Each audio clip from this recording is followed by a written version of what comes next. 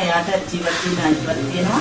එයාගේ වයසට අද ඉස්කෝලේ යන්න ඕනේ. එයා අම්මයි තාත්තයි එක්ක ඉන්න ඕනේ. වතුකම් තොර ජනතාවගේ ඉඩම් අයිතිය කවර ගන්න.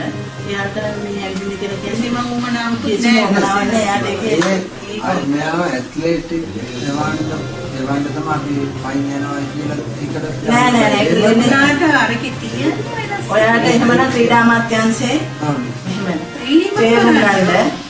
තේරුම් ගන්න දැන් ඔකයි නැවත වත මේක රටේ තියෙන තදබල නීතිය කඩලා. ඔයාව මේ බබාව මට දැන් කරන්න මම කරනවා නම් කරන්නේ බබාව ගත්ත ස්පිරිතාලේ ගිහලා නවත්තනවා. එයාගේ සෞඛ්‍යයට හානියක් වෙන වැඩක් කරා කියලා ඔයාව අරස් කරනවා උසන්න. ඔයාට කොහොමද? ඔව් ඒ කියන්නේ ඒ තරම් තදබල නීතියක් තියෙනවා.